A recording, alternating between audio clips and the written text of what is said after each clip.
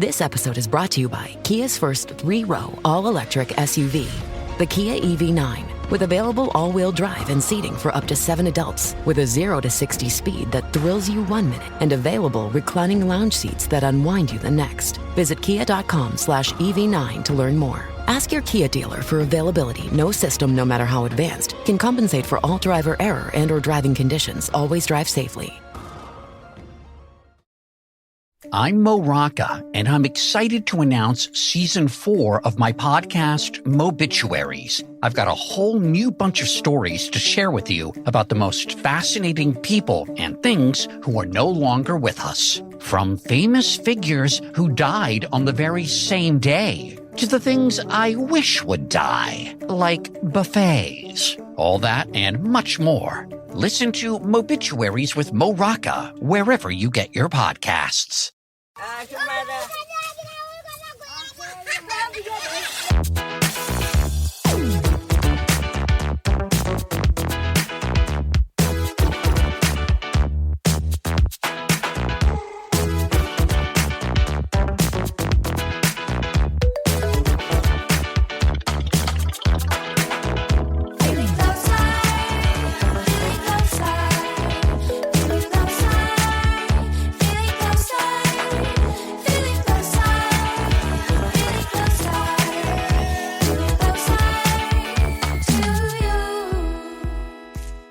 To a special Cinephobe Mailbag edition while Jade is out creating pure Americana with his kids in the Cape. Just me and Zach. You know what I realized the other day? No, I don't. I really don't know what the word Americana is. You know? Really? Yeah. Like, it's a word that's thrown around. It's a word I've used, but like, I just use it. I don't know that I've ever really looked it up. What about Tropicana? Tropicana, yeah. Like, I used to drink a lot of juice. So you know that Tropicana means juice, but since there's no brand, Americana. Right. Like Americana, like I get it's just like, it's like American culture. But what the fuck does that even mean? That's what I'm talking about. Like, I don't really know what that means. Go to Jade's Instagram right now. Okay. that's get Americana? It. Okay. It's like Josie with a popsicle. Okay. That's at Americana. The beach. Yeah. You know? Bucket hat. Floppy hat. Yeah. Just fucking snapping turtles. Right. For sure. Hot dogs. Okay. Ice cream cones. That's Americana. Americana. You think of America, that's what you think of. Kind of, yeah. I mean, it's sort of like an ideal. I mean, also in another way, warships and nuclear weapons and oil. That's also Americana. That's my Americana right there. So that's the good stuff. It's just that, not necessarily always trying to point out the bad Americana. Mostly want the good Americana. The right American Pie song. All the lyrics of that. Right. That's Americana. That's Americana right there. Yes. Okay. There we go. All right. We figured that out. Guy Fieri making a hot dog / apple pie combo for the Field of Dreams game last night. That's Americana. I've been binging that Jon Favreau Chef show. Oh, nice. Yeah, I've been binging that because I watched Chef the other day. The movie, yeah. Great movie. Yeah, and I'd seen it before, but it just decided, I was like, I'm going to watch that again. And it's as good as I remember it, if not better. Love that movie. That's such an ultimate flex by Jon Favreau because he's in the middle of his run making Iron Man movies and then eventually like those Jungle Book and The Lion King stuff that he did. But he's like, nah, I've always loved cooking. So I'm going to make a movie where all I do is cook the entire time. Right. And then Scarlett Johansson and Sofia Vergara are going to be my love interests. The women in my life. Right. Right. That's a pretty good flex. That's just like a great way to spend a summer, man. Yeah. Learning how to professionally cook. Making Cubano sandwiches with your friends. Yeah. Not a bad move. Not eligible. No. For Cinephobe. Way too good. But we got a lot of questions, Zach. For once, we got a shit ton of questions. Yeah. We're going to actually answer a bunch of these questions here. And we're going to start with this one. Gadal Kaiser, would you ever, just once in a million shot, do a movie or a 3-week pick of favorite movies that don't adhere to the rules? No. No, we will not. No, I look, there are a lot of movies that are on the fringe that I would love to do. And we worked the system with disclosure, right? It was at 41. We got it down to 40. Then Rotten Tomatoes decided to censor our audience, which I'm not okay with. I thought free speech mattered in this country. And yes, I'm going to incorrectly talk about free speech here. Americana. But it's Americana, exactly. Free speech is Americana. Rotten Tomatoes reviews sometimes are Americana. Sometimes they're Ukrainacana, whatever that would be. But no, because I think once we open the door for doing that, like we did it for April Fools, right? But that's April Fools. Like, so maybe we do one a year on April Fools, maybe.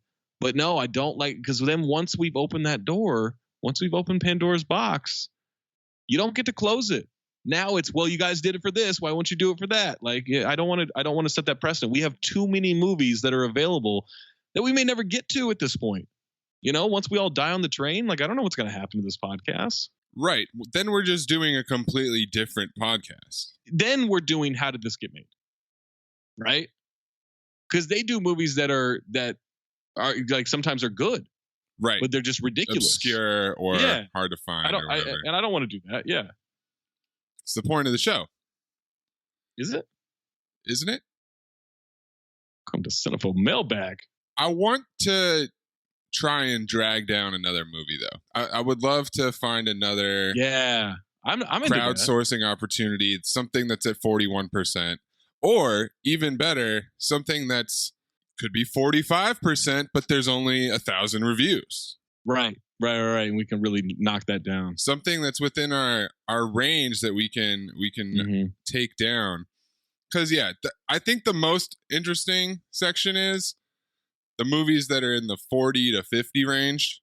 Yes. Because it's not like it's a good movie that we want to do. It's like, right. It just didn't quite suck enough. Yeah, didn't quite make it. And it's sitting there, like, I always bring up Vampire's Kiss. I would love to do that movie, but we can't. And if we change the rules, then what have we even been doing for 3 years? Exactly. And we've wasted 3 years instead of clearly been doing the Lord's work like we have been, right? And also, like you said, there's thousands of movies that do qualify that who knows if we'll many to get through. ever finish doing all of those. Oh my God. Our work is tough enough as it is. There are ones where I'm looking at like a list that I have of ones I want to get to, and I'm like, I don't know where we're going to get to these because we're doing these themed months. Like 2022, we may have to just go back to random picks. I don't know what to do there. Yeah, or, have a month that's a random pick. Oh, okay. Absolutely. I've been enjoying the theme months to a degree. Yes. I think it was a great change for this year. But then now what's happened is now we have 24 theme months. It's like, are we going to be doing these themes for another year? Like, what? We're getting great suggestions on themed months. I want to get to the point where I would like us to, once a month is over, and I don't know how feasible this is. Once a month is over, I want a vote for who gets to pick the next month. That's what I want. I want to get more voting involved. I'm a man of the polls. Yeah, and we did we let the listeners pick another movie with Blank Man, and I feel like that went pretty well. Like we didn't get another Teddy Rex situation, so we could bring that back. Like we have another double bonus next month. Yeah. I do like the idea of involving more people in the polls. Maybe that's a good way to kick off 2022, is to let somebody choose the whole month theme, go from there. Yeah, I like that. All right.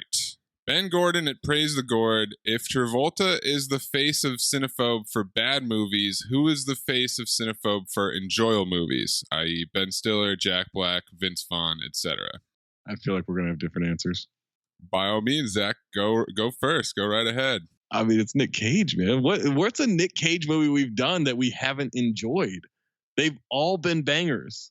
They've all been files. Like he is the king of this.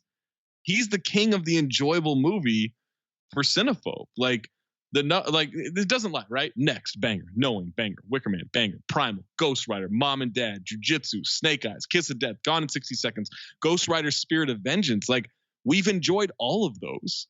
So to me, that's the guy. I agree with you that Cage and Travolta are the face. I won't even go so far as to agree with Ben Gordon here that Travolta is the face of bad movies because, like we said, all of these movies are bad. Like that's the qualifier. That's the point of the show. I think somebody that's batting 1,000, and this is kind of a future callback, is Sudeikis. I do think that he has been pretty consistently hilarious in everything that he's been in. Yes, because he's the only person that made movie 43 enjoyable for me. Right. His little bit, his sketch in that movie was the best part of it. So he's way up there for me. And his catalog, I feel like we've mostly done his eligible movies. So I don't know if he's going to be coming up too much in the future. Right. But in my mind, he's somebody that you, me, and Amin all agree on is hilarious. Bateman is up there too. And I literally just watched the original Horrible Bosses last night. We've been talking about Horrible Bosses 2 for so long. I wanted to go back to the first one. And I do think that the plot is clever, but they do spend at least the first 30 minutes of the movie setting it up. Yeah, it's too long of a setup, yeah. Horrible Bosses 2 is really like, all right, we're just going to get into this and start making jokes now. For Sudeikis' future picks, we could do A Good Old-Fashioned Orgy. He's in The Bounty Hunter. He's in The 10, which is a bad movie. I don't know that I've seen that. He's in Mother's Day, which will come around for a holiday. Oh, yeah, absolutely. He's in Downsizing. And then everything else is pretty much too good. Okay. So that's not really like too much left on the board for him, I would say. Right. The rest of his really good stuff, I think, is too good for Cinephobe. So he's somebody that I throw out there, but I think Owen Wilson is gaining a lot of steam. Owen Wilson's been fantastic. Bateman's definitely got some in the chamber. I know that. Extract is something that I've thought about throwing out there. Right. Someone threw one at me, The X. People want us to do the change up with him and Ryan Reynolds. Yeah, change up for sure. Bateman and Sudeikis are probably the guys right now for enjoyable. And Danny McBride, even though he's got 4 appearances, I don't feel like he's really been fully unleashed. Right. Like he's good in all, like Land of the Lost obviously is probably his best performance of the 4. Oh, well, I don't know. Joe Bit, he's really good. And Heartbreak Kid, he's funny too. And he's playing kind of against type. He's funny, but he's not like he does not like even half McBride in that one, right? Yeah, he's wearing like a polo shirt and he's all buttoned up. So I mean, it's definitely a funny guy. And there's some people who've made, I think Sudeikis has made the strongest impression up to this point, and I think there's some people on the board who could make a push depending on how this goes. You know who might be batting 1,000 for appearances with enjoyable movies? Uncle Frank. Right. And Double Impact, Tango and Cash, and Lawnmower Man. Yo, I'm in on all 3 of those. Uncle Frank is a Hall of Famer. Yes. And it's been a while. It's been like a year since we've done an Uncle Frank movie. Yeah, but it's been a while. He really took over. And the fact that he's Uncle Frank. Yeah, I don't even know his real name. I just know him as and not Uncle his Frank. real name. Shows his icon status. Yeah. Absolutely, yeah. To be honest, I think Ben Affleck has been worse than Travolta. Whoa. Okay, hold on. Like, Ben Affleck has been bad. I mean, in every movie. Like, he's been bad. Yeah, he hasn't been good in any of the movies, that's for sure. I guess he's okay in Smoking Aces, but that's because he dies early. Yeah, he's got like 2 scenes and then he's dead. Oh my god. Yeah. Ben's definitely there. He just doesn't have the depth of catalog because we could do a whole other maybe 2 Travolta months. Right. Yeah. And because he's just the volume is insane. Been hearing a lot of speed kills talk around the water cooler. So. Ooh. Okay. I mean, I guess that could qualify for Water Month because it's about speedboats. Oh man, I'm so excited for Water Month. I can't even tell you. Joe Brennan at Jay Brennan III. What is one movie that in hindsight should have been a file? And for Talk Hoops, what is one movie that you should have phobed? The fuck does that mean? Can we get a Tony Medley month of movies that Tony has reviewed? The fans love Tony Medley and they want more Tony Medley. And it's always amazing to me that the first So once we discovered Tony Medley in Next, Right. we ran off 4 straight Tony Medley movies. Yeah, that's pretty impressive. And then since that point, it's been kind of few and far between. Like we did string 3 together, but that's one of those is including The Departed, but then other than that, it's like, yeah, every couple months we come back around to Tony. So Tony and Medley month, great suggestion. I'm adding it to the calendar right now. But what's something that you would flip-flop on from the past? Let's do both. Something that you would phobe and something that you would file. I don't want to say Gemini Man, but I don't believe that. I don't believe that. I would consider a full sweep of Ballistic X vs. Sever. It's a shit movie. I mean, it's an absolute shit movie. But I did enjoy the experience of watching it and then podcasting it, because as I watched it, I was excited about the podcasting part of it. That was a whole experience because that was, I believe, the first movie that wasn't available anywhere. Right. So I had to send that to you guys. And it seemed like that was one that they're actually trying to bury and make sure that no one ever saw again. Right. The director named Chaos, who had some real moments of action. That's where Action Bukkake came from, I believe. Oh, that's right. That's a good pick. Something that I would phobe. I feel like Amin really peer pressured us on Spies Like Us. Oh, wow. I feel like it was early on. I don't super remember it, and I don't think that I like hated it, but I do remember Amin really being like, "Come on, guys, it's not that bad.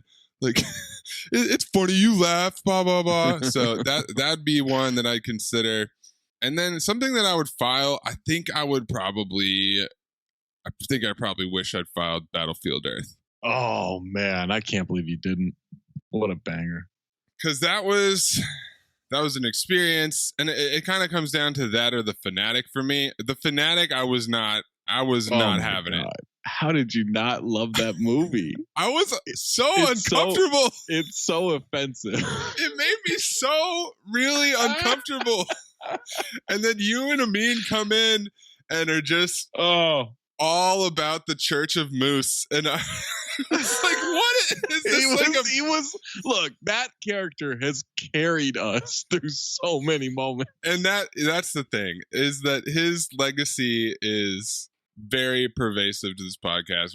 We've been talking about Moose. We talk about Moose all the time, right? So I feel like that should have been one. One I would phobe. I'm torn between. No, I'm not torn between this. I would phobe Jason X.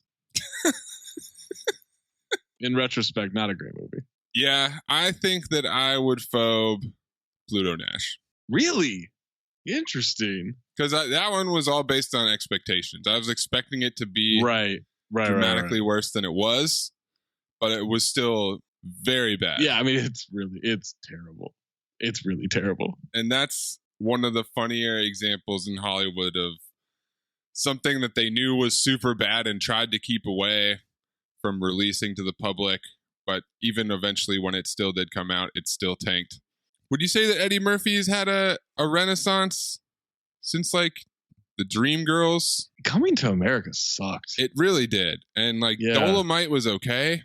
I haven't seen that yet. I almost watched that the other day, but I haven't seen it yet. Adventures of Pluto Nash was definitely the end of a downward slope for Eddie, and I'm sure we'll get into Eddie Murphy month at some point, because he's got a lot on the table.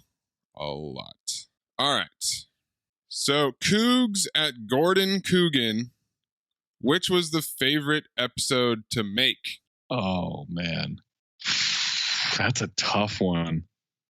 I'm looking through the list right now. The Double Impact episode was insane.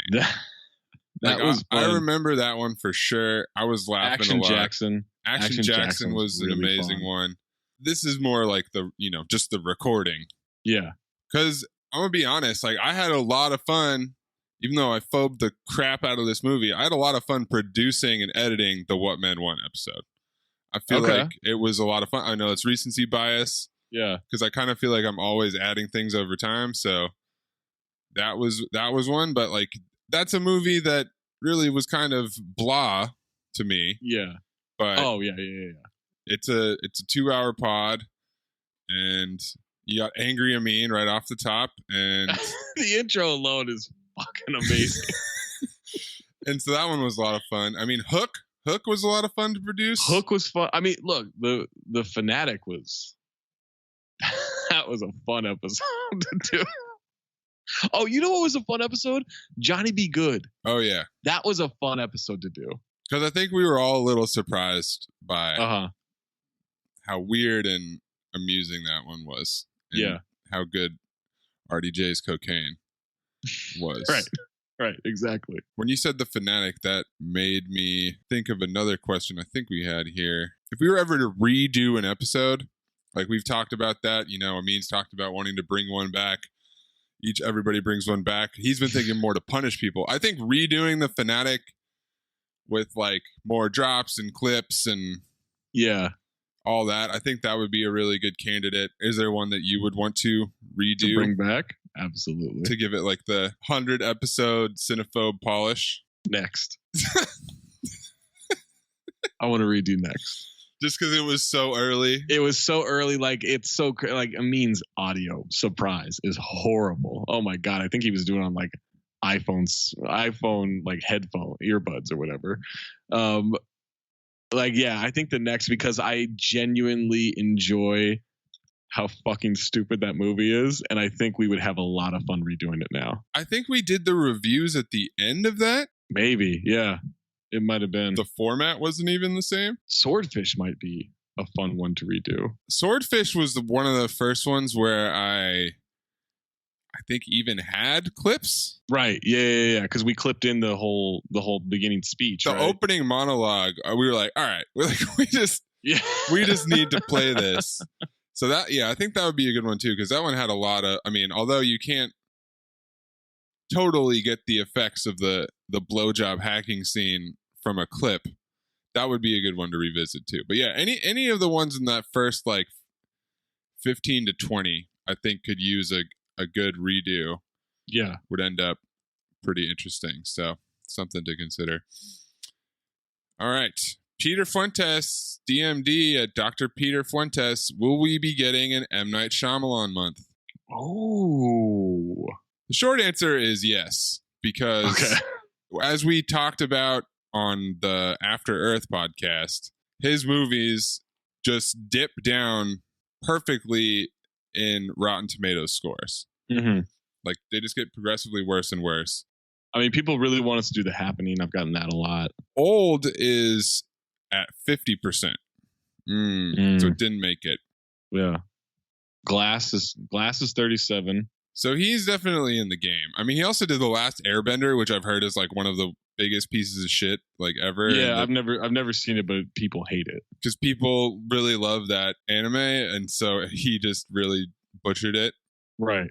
Lady in the Water, The Happening, The Last Airbender, Glass. Wouldn't mind doing After Earth again. After Earth.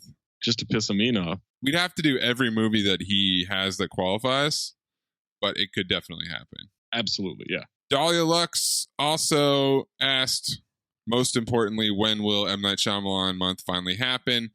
But she also asks, what is your absolute favorite and absolute least favorite thing that you've reviewed?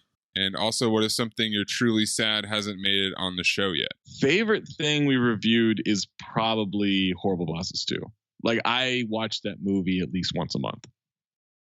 I will throw it on randomly all the time. Like, I fucking love that movie. It makes me laugh so much. So that's an easy answer for me. I mean, least favorite thing, I'm really mad I've watched Cats twice. Yeah. Like, that was upsetting. Although it did give us the Cinefeud Jenny and E Dots. Jenny and E Dippin' Dots McPoopface Bridgerton. Yeah, it did give us that moment, so that it's a little redeeming. But yeah, like that, I'm upset that I watched Cats twice. I think my favorite movie that we've done is Lawnmower Man. Oh yeah, I rewatched it with the director's cut. it's a movie that I had no knowledge of before it came up in Really? Oh, on okay. these lists and stuff like that, and I didn't know it existed. There's parts of it that I think are actually pretty good, and then there's parts of it that are so utterly ridiculous. The CGI is so bad, man. Like, So I think that just kind of hits both aspects of what we do on this show, which is like try to find things that are underrated, but also find Right. things that are so bad that it's just completely ridiculous. And I kind of would want to throw Showgirls in there too, but I knew about Showgirls before, and so like, Right. Lawnmower Man was like a real surprise. And then worst, I don't know, man. There's so many. You know, I mean, you know what sucked? It was awful to do was Valentine's Day. That was really bad. That was a grind, man. That was a so grind. bad. It's so long. There are so many characters. That was the thing. All the characters, so like having to keep us abreast of all of the different plot lines was a big pain. Ooh, I mean, Delta Force was also really bad. Batman vs. Superman Dawn of Justice might have been the closest I was to like actually throwing in the towel because it was so long.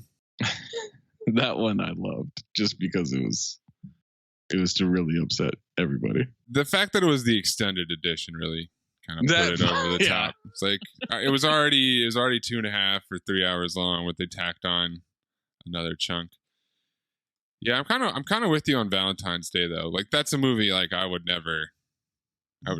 Never watch again. Yeah. And we might have to do Mother's Day with Jason Sudeikis at some point, Yeah, which that's is true. the same exact shit. So Or isn't there like a New Year's Eve or New Year's Day or some shit like that too? There's one of those, yeah. Although for our New Year's episode, I do want to do 200 Cigarettes.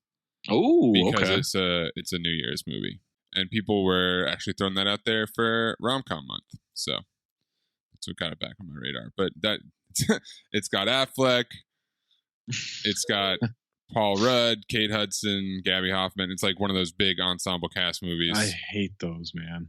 They're so fun. It's just one night in New York, Zach. God. Anything could happen. Except a good movie.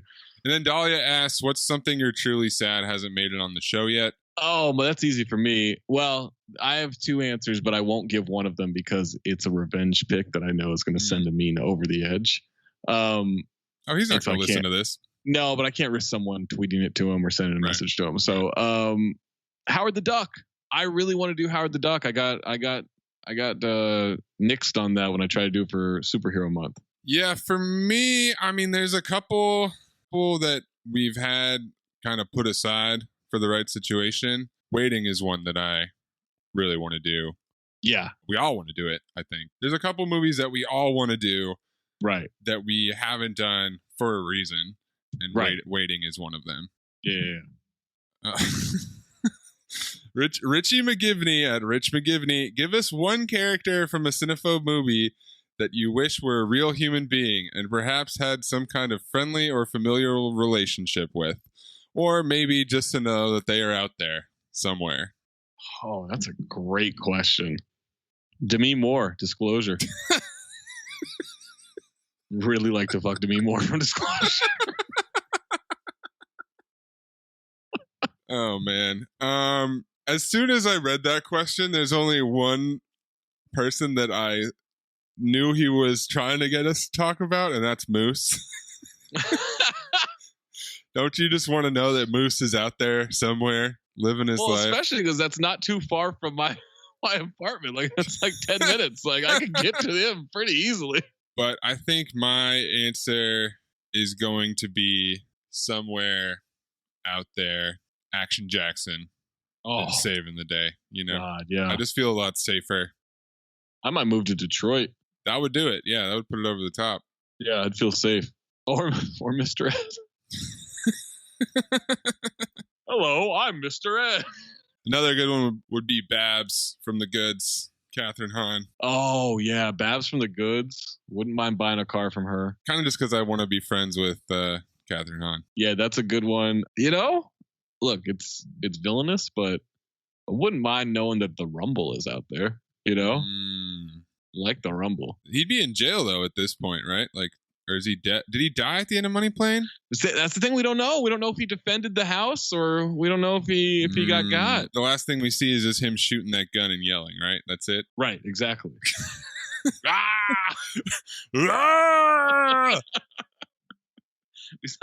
We see him yelling his ass off and shooting a machine gun. All right, Noventa Uno at 91 Slanderer. We get into horror month? Yeah, absolutely. We have it on the list. I mean, we'll definitely be doing another Halloween movie for the bonus. Yeah. I mean, it doesn't seem like any of the three of us are really horror movie guys. Disagree. I love horror movies. I like getting scared in a movie. I like allowing myself to jump and get scared. I love that little rush of adrenaline. I definitely was not into them for most of my life. My dad showed me Alien or something when I was 14 maybe, and that scared me pretty good. Like I didn't like the sensation of being scared.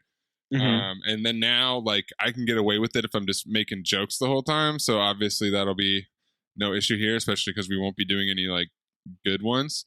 It's never been a type of genre that I've sought out, but obviously there's a rich catalog of Cinephobe eligible horror mistakes. So we don't have it on deck right now, but it will come around eventually.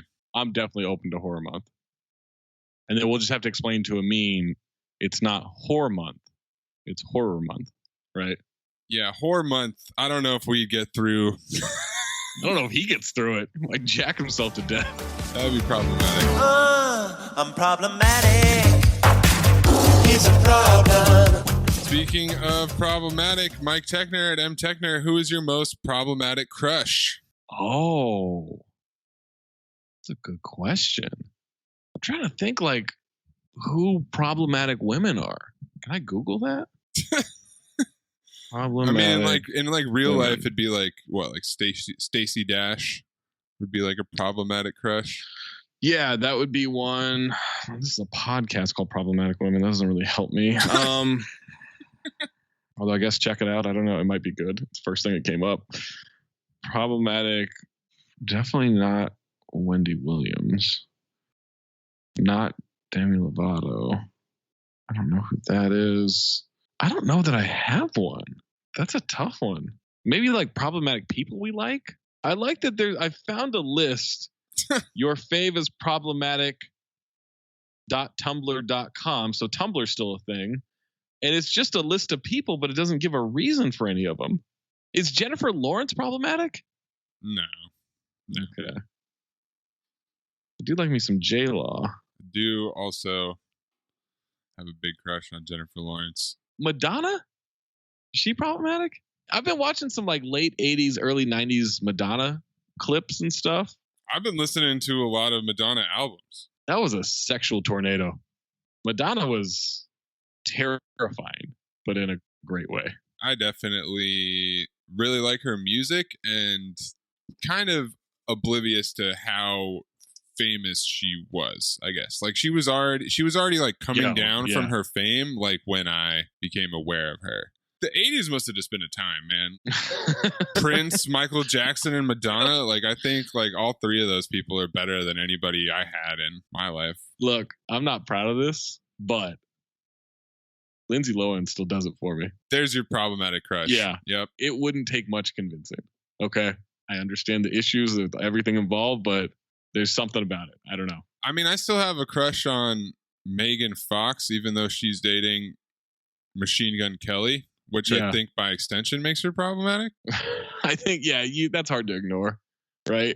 Got to the bottom of that one. Yep. But yeah, Lindsay Lohan, that one takes the cake. Yeah, that one's rough.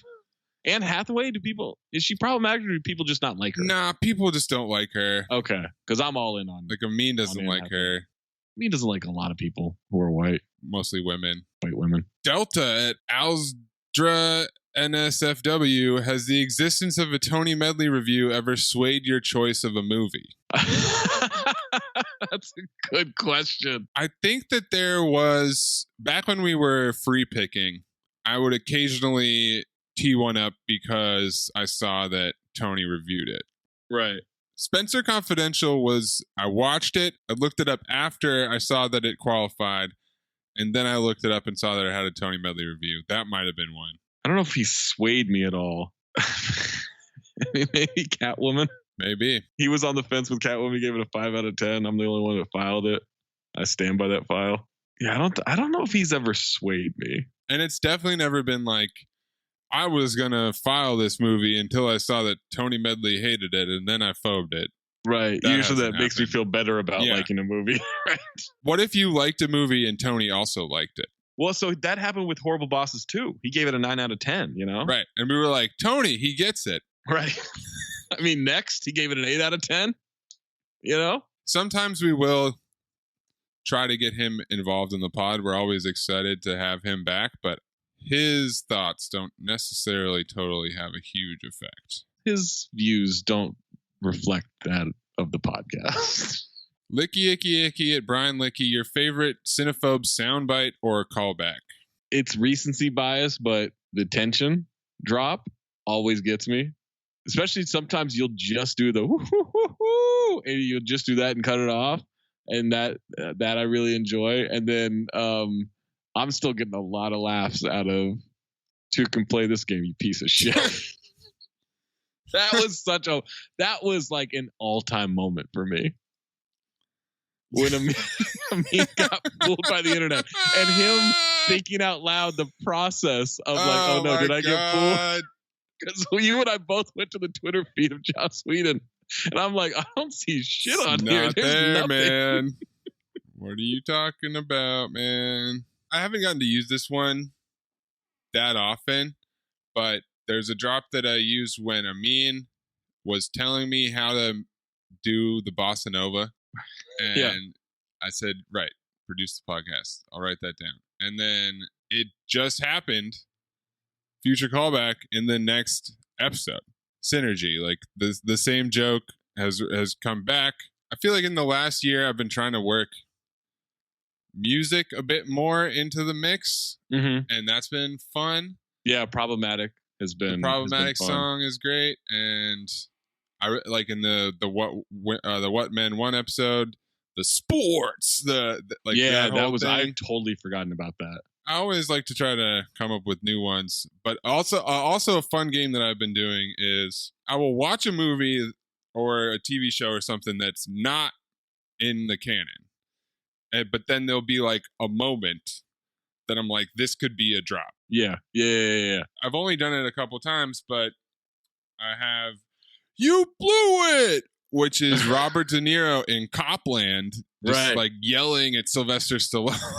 Oh, you blew You it! blew it! So I drop that one in every once in a while. So I always like trying to find one that kind of is coming out of left field and is new. Killer Mikey at Killer Mikey 1. What is Cinephobe? Oh, Cinephobes, podcast where Amin Al-Hassan and I watch movies that are poorly rated on Rotten Tomatoes. We try to ascertain whether or not they're properly poorly rated, or maybe they didn't get a fair shake. That's Cinephobe, produced by Anthony Mays, wherever you get podcasts. I'm looking at a screenshot on my Time Hop app of a conversation of us from a year ago. And it's me saying, the more I think about it, the more I'm annoyed by Amin pretending to play the good guy here. What is this? And then it's a blanked out pic. What a fraud. And then you say that Amin stole my pick, and he says I didn't steal shit. A year ago? Yeah, and I said he picked movie 43 last time. And he said, if you didn't keep giving us awful pick after awful pick, I wouldn't have to save the day. You're welcome, by the way. So Amin just stealing. It's thievery. It's really kind of annoying. Huh. That he tried to play the good guy. Did he steal the breakup? Yes, that's what it was. He stole the breakup. That's some classic Amin shenanigans. Because we've been talking about the breakup for a while. And then Amin's like, oh, I'm going to pick the breakup. Fraud.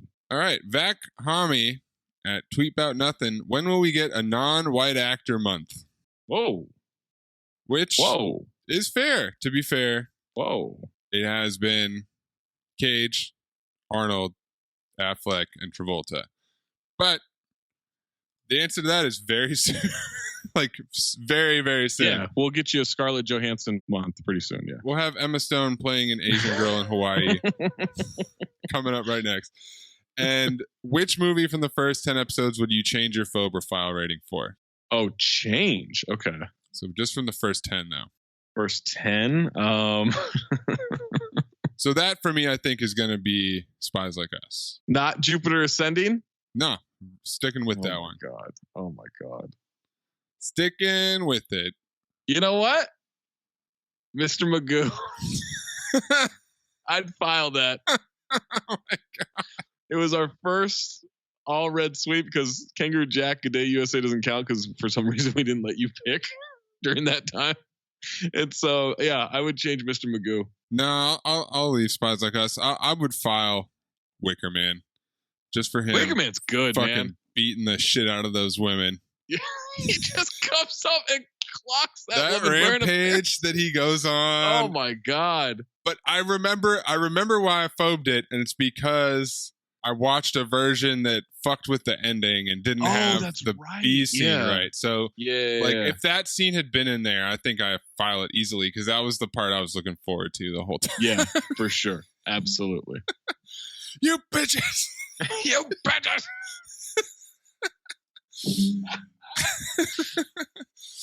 Jonathan Fuchs at Koozie618. Was there a stranger cinephobe take than Darth Amin's clone sex fantasy? Oh my Truly God. made the Pluto Nash podcast legendary. I still don't understand what it is about clones that turns him on. Does he view them as like sex slaves? Clearly. Because that's what Jay Moore was doing. But right. The idea of cloning one hot woman instead of just two hot women, I don't see how that's so much better.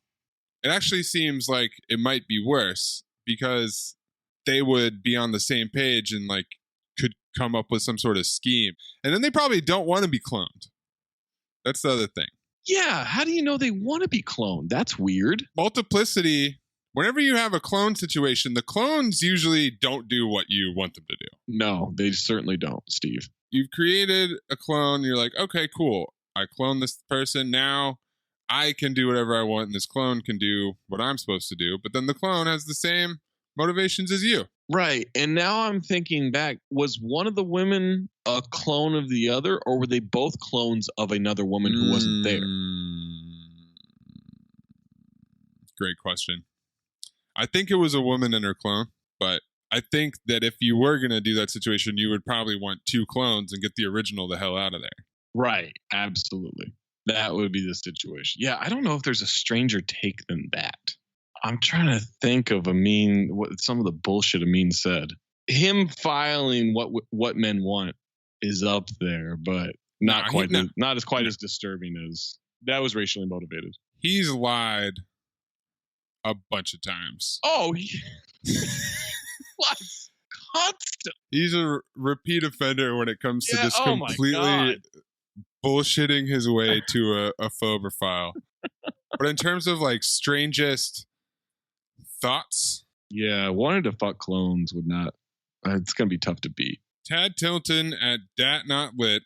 If Cinephobe was a current NBA player, who would it be? Thinking face. Luka? Yeah. KD? Can hit from anywhere. Yeah. Can hit from anywhere. Unguardable. Some people question their online habits. Feet are a little too big. Yep. Have you seen this thing of how J.R. Smith is going back to school and trying to play golf? Love it. Absolutely. Welcome to Cinephobe. Exactly. But he's not a current NBA player. So, I mean, J.R. Smith is always just the great default answer for everything because his antics are so great. But it's hard to see a flaw in Cinephobe's game. Yeah, it's pretty perfect. All right. Pit Joker at A.W. Mueller. If you could remake a movie previously on Cinephobe, which movie would you remake? And how would you fix it so that it gets above 40% on Rotten Tomatoes? Interesting question.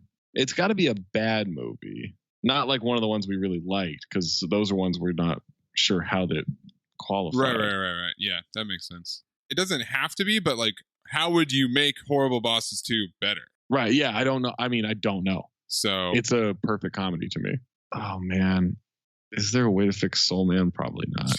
That's a tough one.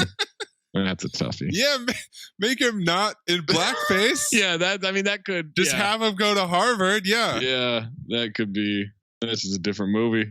That's what that is. I mean, Johnny Be Good did get remade. It's called He Got Game. Yep. It's the exact same movie.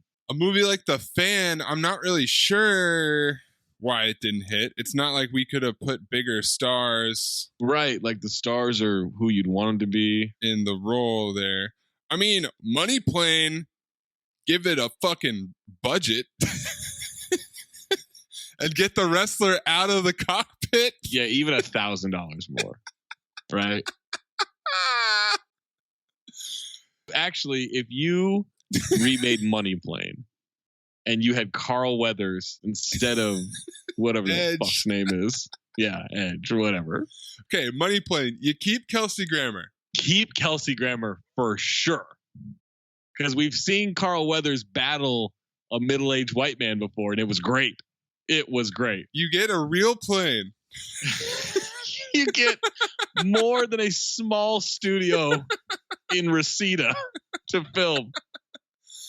And you have like a casino on a plane that actually looks cool. Yes. And the layout of a plane that actually makes sense. Where were the sleeping quarters?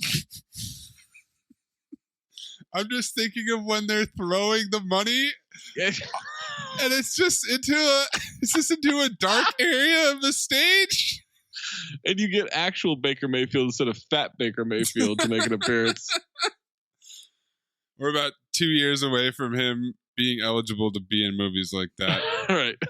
Yeah, I like the idea of remaking Money Plane. Money Plane with a budget. I don't think that it's that bad of a pitch. No, it's actually a pretty solid concept. Sky Heist, you know? Yeah. Also, make it seem like it's actually dangerous people, like they said. Right. Oh, this is the most dangerous criminals in the world, and they're all on this plane gambling. It was like a bunch of extras and a dude in a cowboy hat. Keep the Lawrence brother who plays the cowboy. Keep him exactly how he is. I don't want that changed at all. I can't lose. Same performance, same wardrobe, same accent, same lines, everything. Same person. Keep that as is. Everything else can change, except for Kelsey Grammer. I definitely think that movie has the most potential to grow. Ballistic is another one. Like if they had a script for Ballistic, yes, like that might work. Yeah, for sure. Because Ballistic, you could do a lot like the movie Assassins, right? Future Cinephobe. All right, that's a good question. His other question was, when did movies get good? When did they stop making them like they used to? Which I think is a contradictory. When did movies get good? Yeah. Did you not pay attention to Travolta month where most of them were current movies? Are you behind on your Cinephobe feed? What's happening here? Speaking of people who are behind on their Cinephobe feed, I had somebody recommend that we do the movie How High today. Oh, we should do that. Yeah. Yeah. If only we thought of that. Yeah. There's some dog shit movies. Like a lot of like, look, I know people like them, and I'm not saying they're not entertaining on some level, but like a lot of those Marvel movies aren't very good. They're way too long. Like the writing's poor. It's just like the action's cool for the most part, right? For a lot of people. Like they're good for comic book movies, but like it's a lot of like weird performances in them. The thing that Marvel has done really well is just they've gotten a lot of people to buy in and watch a lot of them because there's the continuing storylines. You know, right. That's like the biggest thing that they're doing, which is like, it's crazy to me. It's fucking crazy that in however long movies have been around, you know, almost 100 years, no one's ever had that plan before. Let's connect a bunch of movies. Let's tell smaller stories that are part of a bigger story. Right. Yeah. Star Wars, I guess, kind of did that, but he just went so nuts and he waited like 25 years and then kind of just came back with a bunch of crazy shit. To be fair, Valentine's Day did that a little bit. Yeah, all in one movie. Right. Imagine if Valentine's Day was a franchise. You got your Ashton Kutcher movie. You got your Jessica Biel movie. And then they team up at the end. All right, Ken Blazemore had a bunch of questions, but which Cinephobe movie would you pick to watch with its director? You can ask any questions you want. I got a lot. I got a lot of questions for M. Night on After. Oh, yeah. I got a lot of questions. To be fair to him, I feel like the person you really have to have questions for is Will Smith. I don't want Will spinning it for me. Okay. In Scientology mode. You kind of want to get to M. Night and be like, what did you have to give up here? What did you have to concede on? What did Will Smith make you do? Right, exactly. Show me on the doll where the man touched you. I'd love to sit down with Chaos or with Pitoff. Just what the fuck? What happened to your career? Yes, absolutely. Whoever the fuck made Teddy Rex. What an amazing sentence to say out loud. I'd love to sit down with Chaos. Just have a nice calm moment. Yeah. With Chaos. Those are the two directors that kind of come to my mind. The forefront. Ask a bunch of questions. Fred Durst. I got a lot of questions for E on Gotti. Yeah. Well, as we found out in our bonus episode, doesn't sound like E was doing too much directing. He was mostly just fundraising. That's true. And they were rolling camera. But, I'd love to sit next to Carson Daly and Fred Durst and hear him argue over who she gave head to first. Or Fred Durst. Talk to him about The Fanatic. The artist, yeah. Fred Durst. He also asked, most painful movie that you've watched? I kind of said Batman vs. Superman. I truly hate R.I.P.D. That, Cats, Valentine's Day. Those were the most excruciating ones to get through. Good Luck, Chuck. Good Luck, Chuck is awful, but I feel like it was quick. Am I misremembering how long that movie is? No, you're probably right. It was a long time before we even got to like a 2-hour movie. Yeah, that's true. I mean, there hasn't been too many movies that have broken me, but I feel like Batman vs. Superman was closest, just because it was the extended cut long. was The edit was that had to have been excruciating. That was the end of the road because I was very done by that point. Yeah, and then cast your ideal Cinephobe movie from the catalog: a director, a writer, a lead actor, a co-star, comic relief, and main protagonist. I don't understand how lead actor and main protagonist are different, but maybe antagonist. Let's say antagonist. Hit me one at a time. So director. What director are we putting on? Chaos. Yeah. Writer. I think it's Skip Woods. It's got to be Skip. I've never sung a writer's praises quite like I have. Right. Skip. Yeah, it's got to be Skip Woods. Just because the cocaine was so pure. Yeah. Plus, you're gonna get a means Skip Woods FHM writer's room impersonation there. Oh my god. Next category. Next is lead actor.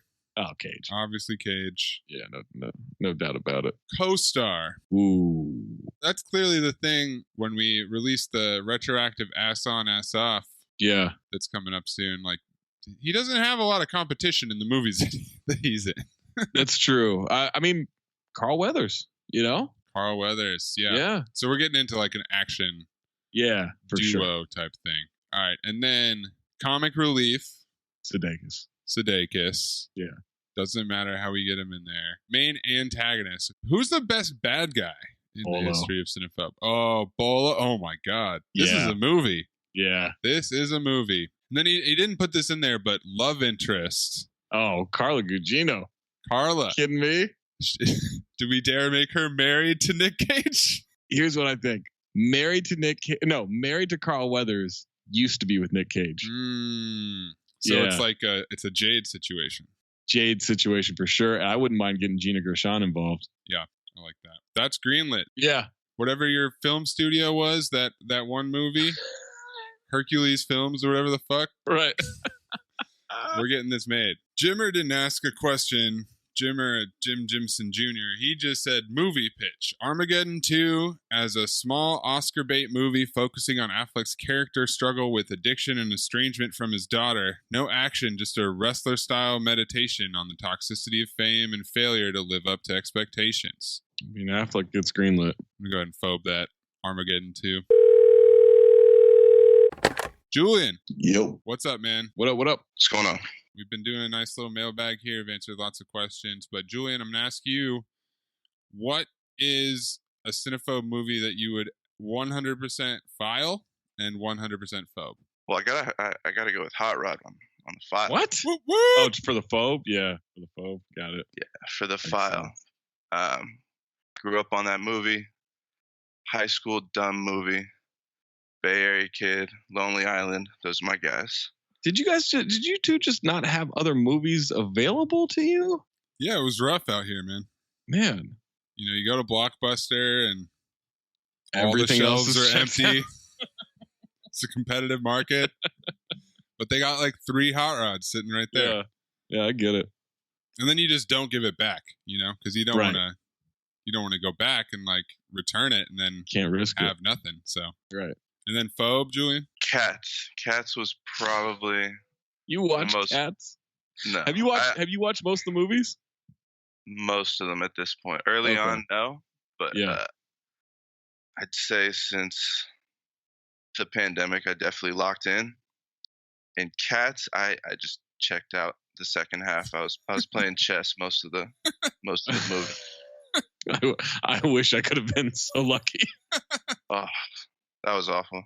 So you said that you didn't always watch the movies. So how long did you listen and not watch the movies, and how would you relate that to your experience of watching them now? Well, I used to just listen to it while doing busy work.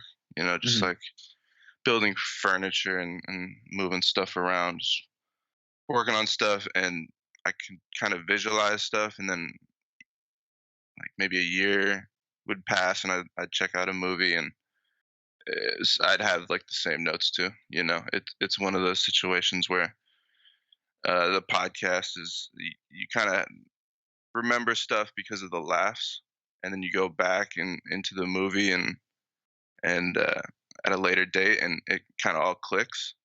But I think it's way better if you watch the movie before. So I'll definitely push it now. So like last Wednesday, I think I was up till 2 watching What Men Want. That was, but it was worth it. You know. Next morning, cranked up the pod, and it was a good listen. After different approaches, your favorite thing now is to watch the movie almost as close as you can before the pod comes out. Then Exactly. Like right before the drop, closer the better. did you feel like when you listened first and then watched, it kind of distorted your watching of the movie? Like you were just waiting for certain things to happen? Yeah, either you're waiting for things to happen, or things happen and you're like, oh, I remember them talking about that, or that's like that rings a bell. It's like a deja vu moment. What's a movie that you watched? I don't know. Is there a movie that you watched like a year after listening to a pod? I got one, Teddy Rex, and I watched the YouTube version one, and that literally like dropped my my eye vision. I think it was a super strain. That's a rough one. Yeah, we all deserve to let Ike have it for that. Ike, you can play that game, you piece of shit. We were gonna let listeners like pick movies A lot. often enough. Yeah, like often enough, and he literally ruined it on the first try. Was that episode 2 or 3? That was really early. It was early, but no, that's 23. Episode 23. Oh yeah, so it's 2 and 3 together. Combine them. Or the 23rd movie, because we had some double episodes. Yeah. Still basically the only straight to VHS movie we've done, because it's that sweet spot of it's VHS not streaming, a colossal mistake. The most expensive straight to VHS movie ever made, Teddy Rex. I have 2 DVD copies. I kind of want one. You know what? You can have one. You can. I will just send you one. It's yours. Frame it. All right, Julian, do you have a question? Yeah, I wrote down a question this time. So, if you have one, what's the seminal movie, like growing up, that kind of flipped the switch to you guys, like being able to watch a movie ironically, or like, so it's so bad it's good, but like, what's the movie that Interesting. made you see that? Because I know people that don't watch movies like that. That's a good question. A future cinephobe that I watched a bunch as a kid, I owned it, was Dude, Where's My Car? Yeah, that used to be on like either a movie channel or like TBS or something all the time. I watched that a lot on TV. And I don't know if the first 5-10 times, however many times I watched it, I was watching it ironically. But what's funny is I remember my dad would watch, and I know that there's no chance that he enjoyed that movie. But there's a couple scenes that he thought were funny, or that he and I would like do the bits or whatever. And so Right. I kind of feel like that was kind of like a turning point one.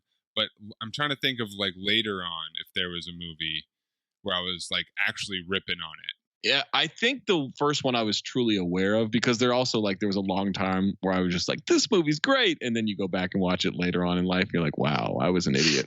But actually one we've done is I think the earliest movie I remember watching ironically was Swordfish, where I was like, I knew this was shit. And yet I loved the hell out of it because it was so bad. Kind of feel like even though it's not a Cinephobe eligible movie, just in terms of like the way that it landed, I think when Fast 5, the opening scene with the train, and then there's all that action, and like Paul Walker gets off, they're in the car, and then the car just goes over the cliff, and they're just falling for like a minute, and then they land, and then there's 50 people with guns pointed at them, like at the bottom of. I was laughing so hard. Why? It's good action. What are you talking about? Because it was so absurd. It was so ridiculous. Perfect movie. And I loved every second of it. But that was the point where I'm like, oh wow, like movies can be hilarious when they're not trying to be. I think that was the realization there. Julian, what's yours? I shouldn't count Mystery Science Theater though, like because they kind of pioneered the whole thing. But if I am gonna count that, I got to go with their movie, which was On This Island Earth, 1955, and it wouldn't even qualify for Cinephobe. But I watched that multiple times, and it kind of just got me into, picking apart movies like that. But if I was going to choose a proper movie, probably Birdemic. Birdemic's a good one. Yeah, Plan 9 from Outer Space, I guess, is in that, because that was the one that everyone was watching ironically as like a throwback. That's definitely in there for sure. Yeah, my dad was a big Ed Wood fan. He had a Plan 9 from Outer Space DVD that I believe had pink fur on it. The case itself was like a pink fluffy pillow, but he was all about that. I don't think I've ever seen that one though, and it doesn't qualify, which is too bad. Yo, this is Lou. Yeah, my name's actually Mike, but yeah, I go by. What's up, Mike? How you doing, man? Lou Lumenick? Hey, man. The New York Post? Just Lou Diamond Billups, a combination of the finest thespian of art and all times, and Chauncey Billups. You probably have heard of him. So, Mike, how's it going, man? Welcome to the Cinephobe Mailbag. We've also got Julian on the line here. Hey, Julian. How's it going? So, right when Julian came on, I asked him, and I'm going to ask you now, what is the movie that we've done on Cinephobe that is you're all in as a phobe and you're all in as a file? All right, let me look. If I'm going to watch some of this dog shit and then listen to 2 hours of you guys in a way more entertaining manner describe this dog shit, I'm going to pick the latter. But I would say that Batman and Robin is one of the worst movies I've ever seen in my life. It's exceptionally bad. And I remember not being appalled by it, but just bored as fuck. And I'll tell you another interesting story. I went to see for a birthday party when I was like 10 years old, the movie Enemy at the Gates, which is like some sniper nonsense. Yeah. That turned out to actually be good, but I didn't have the attention span, so I was listening to the radio, like on headphones, like on a little Walkman, and someone like nudged me, and I just yelled, "I'm listening to Boston," because I was like a dad rock fan even at the time. My dad. Yeah, Batman and Robin is dog ass. Honestly, dude, I fucking love Saving Silverman. I always have. Great movie. I was one of the moments in my life that shattered me to my core was when I discovered that Jason Biggs isn't actually Jewish, even though he only plays Jewish characters in movies. So I am choosing to ignore that reality and live in mine where he is. But yeah, Sandy Silverman's amazing. I love it.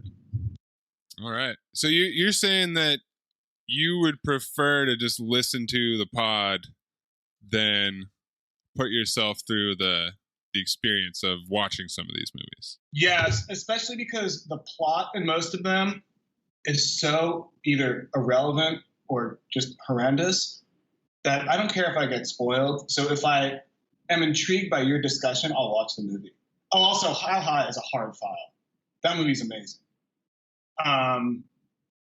Like, I had never even heard of Soul Man, and then I watched it because you guys talked about it. And, That's a rough one. yeah, I can't believe Amin picked that. I can. I mean, you guys know him. So. You fell for that one because Zach who's to say? Who remembers at this point? It's so long ago. Who remembers? Let's just move play on. that game. Oh, you picked that one, Zach. Oh, I don't know who did. I don't remember, honestly. I think I picked How High. It wasn't Black History Month or anything like that either. No, yeah. I tried to pick the movie Soul. Good movie. yeah, it definitely doesn't qualify. Yeah. That was good. Good representation of New York too. That was really cool to see it in like CGI like that. I enjoyed that. So Julian, I feel like you've been along for the ride for the whole time. True. Is there anything that's developed in the evolution of the show that you like a lot, that you really look forward to at this point? I like the drops, the producer drops. I always look forward to the Michael Jordan glass half full. Like it's an amazing sound, and it brings a smile to my face every week.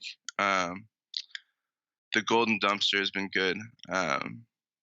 Just trying to pick something good out of each piece of shit. Like, or not each piece. They're all turds in their own special way. So just finding that one redeeming.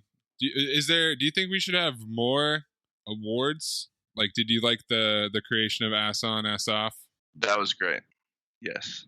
And that kind of just developed out of a bit too. But I do like just picking out the bright spots and the low lights. And then Mike, when did you start listening? Like, what was the first episode that you listened to? How High? Oh, there you go. Yeah. We hooked you with a movie that you really liked already. Yeah. And I still remember laughing at, I think Zach asked, like, what kind of person would intentionally sign up to make a dating profile on a site called chickenheads.com? And I was like, oh man. I remember I was like walking home. I don't know where I was. And like I was stopping into the MLB store to like buy a Mets hat, and I was listening to this, and I just like started laughing like an idiot. And nobody else was there because no one buys that kind of stuff. So that was okay. But like I vividly remember that experience of just like laughing my ass off. And Maze, for you, like I have been listening to old episodes, and the stuff that you've added has really been awesome. Like the whole thing is just so good. Was it disorienting to go back and listen? Like, what's the earliest one you listened to? All the way. Oh, you listened to them all. And that's no, some I of those haven't early ones are rough. all yet, but I'm working through it, and the improvement is incredible. And both, I mean, your chemistry was always pretty good, but I guess you just like figured out what you wanted to do, and it's become really awesome. What was the funniest going back in the archives experience for you? I mean, Showgirls is incredible. I almost feel like we did that one too early, man. Yeah, we might have to redo that one too. One of the questions from earlier in the mailbag was like, which episodes would you want to redo? And honestly, any of those first, like, I'd like to redo Swordfish as well. 15 to 20, like, there's a lot of potential there. Yeah. Yeah, White Chicks. I do not want to redo that one. Which I like watched on MTV over the course of 4 hours because there were so many ads. Which questionable investment of time. And also Heartbreak Kid, when Jerry Stiller is just talking about crushing pussy, and like that is amazing. Jerry Stiller's an all-timer. Yeah. Oh my God. R.I.P. Seriously. D. That's an example of a movie that there's no fucking way I'm ever watching that. Don't. I do not watch it. There's no chance. It's so bad. There's absolutely no chance. I don't even know how you guys discover some of this shit. This was only for the critics, but at one point on Rotten Tomatoes, I just like went through page after page and just like saved onto a list all of the movies that were under 40%, and it was 500 or something. Yeah, R.I.P.D. I watched it a long time ago. I watched it like 5 or 6 years ago, and it was because like, oh, Ryan Reynolds, I think he's hilarious. How bad could it be? Even though I'd heard it was bad. Jeff Bridges, he's great. Exactly. He doesn't make bad choices. Turns out pretty horrible. Ryan Reynolds has a lot left on the board. I imagine so. He's got the terrible Green Lantern movie. Oh. I feel like Van Wilder qualifies. Van Wilder's got to be wildly inappropriate at this point.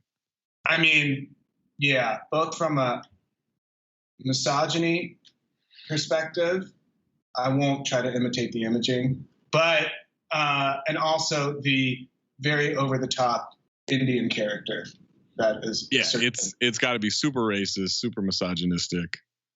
It's got to be bad. Tell you what, though, Golden Dumpster is that Bulldog Jizz Eclair. Lock it in. I was going to go with Michael Olowokandi being in the movie, but sure. That also. Yeah. I didn't even remember that. The Candyman? Yeah, Candyman, Quentin Richardson, Darius Miles are all in. Oh, yeah.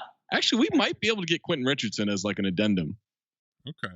We might. Yeah, we should put that as a maybe. Reynolds month, you know. Yeah. I heard Michael Olowakandi's name earlier because I was watching a video called Jason Williams Can't Attempt a Basic Chest Pass. And it was of the like 2000 rookie sophomore game. Real sloppy basketball. I would suggest checking it out. But Olowokandi like blows a coverage or something. But I'm looking at the names here of the characters in Van Wilder. Daniel Cosgrove is Richard Dick Bag. And the over-the-top Indian character's name is literally Taj Mahal. Right, like some real genius writing in there. They're no Skip Woods. Lamar Odom is in it? Yeah, because they had all these Clippers in the movie. Like, because of the one basketball scene. That's when they would hold their fists to their heads. Ooh, Zach, problematic crush, Tara Reid. Yeah. She's a real problematic crush. She still follows me on Twitter. I might be able to get her.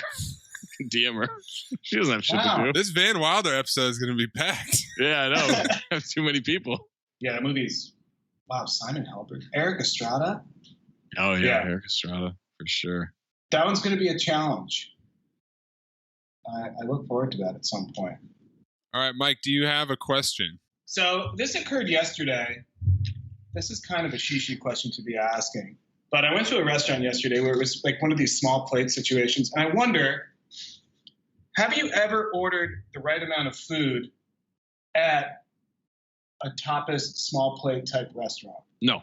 You either order too much or too little. There's no way to know the right amount of food at a tapas place. I think it's just frankly impossible. Yeah. Everything looks good. And I took like 2 things home, and now they're cold, and then I tried to microwave it, and it was gross. Yeah, and then on top of that, everything looks good, but you don't know. Like sometimes the portions are big, sometimes they're small for the small plates, and you just don't know. That is 100% how they get you, is for sure. So not everything is for one person. Right. So you automatically go in with the mindset, I need 2 or 3 things at least per person in order to make this work. But then, sometimes you get the oxtail stew and it's tiny, or you get the chicken dish and it's like a whole half chicken. Like, all right, yeah. The only way you're getting through that is if you have a group of like 4 or 5 people. But then you really run the risk of ordering like way too much. Way too much, right. 2 things happened yesterday where the waiter said, order everything at once because some things might take 45 minutes to an hour. That absolutely wasn't the case. And I'm suspicious that they bring out the smallest portion first, so you get like enticed to order more because it's like they're all going to look like this. So it's a racket. Oh, that's definitely how they get you. Absolutely. I've determined that that's a total effing racket. Yeah. But I'll be back though. I'll be back. Order conservatively under the idea that you can order more, but the secret is that you'll never order more. Yeah. You put in a conservative order. How many times in your life have you been in a restaurant and you're really like, you know what? I need another broccoli dish. Never. It doesn't happen. I'll be like, I'll just hold out the menu in case I want more. That I've literally never mid-game added more. It just doesn't happen. Holding on to one menu is a great play, though. It is a great play. You have to. I always hold on to the menu, but I don't really order more. Doesn't matter. You're leaving yourself the option and the power. Yeah. Especially if you're on a date where it's like, you know what? I might improvise a little bit here. You know? Yeah, I might splurge a little bit. And, I'm mysterious. I'm going to make things right if I have to. Or the drinks. I've noticed a lot of new types of cocktails. I don't even know what the base spirit is. There's just some. And I went to a place yesterday that claimed they were organized around bitters. And I was like, doesn't make any sense. I don't understand what you mean here. That was a little much. Sounds like you went to the bar from What Men Want. True. Real mixologist. Another movie I won't watch. Yeah, I think the podcast is better than the movie in that one for sure. The what was his name joke was good back then. You might want to just watch the Cuck O'Leary scene. Cuck O'Leary part. just for continuity's sake. Man, what are the odds, you know? What are the odds of that? That wasn't that much far after. No. The Cuck O'Leary moment. No. What, maybe a month and a half or something like that? You know what? If it were not for your typo, do we even care about that scene? Probably not in the same way. Does that slip by us? We're like, oh yeah, and then an old Irish man is horny or something. Right. Just doesn't hit quite the same. No. O'Leary. How long does it take you to watch like a 90-minute movie? I mean, imagine if any of them were. But I don't feel comfortable disclosing that information. I think for me, you can usually tack on at least an hour to any movie. At least an hour to any movie. I feel like I watched Batman, Superman, Dawn of Justice for like 5.5 hours. That movie sucks so much. Have you watched the extended version? It really ties it all together. I hope that they extend the giant fire monster's dick, because it does that would have been amazing if the giant fire monster just had like a huge dick swinging around. And like it was just like this is the end. Yes. If it was just dragging up shit, or that tennis mockumentary that was on HBO with Jon Snow and Andy Samberg, where in the CGI he just had like a 20-foot penis. I think that would have really improved the movie for me. As a freight train hog guy, I don't even remember what movie that was. Envy, maybe. Yes, yeah, it was the Italian. Oh, that's right. The minister, yeah, the minister of freight train hogs. All right. Well, thank you so much to our guests, Mike and Julian. Yeah, thanks for listening, guys. Appreciate it. Yeah, thanks for having us. This has been a fantastic Cinephobe Mailbag hybrid. For Zach Harper, I'm Anthony Mays, and we'll see you next week. Bye. Next time we make love, you introduce me to Jade.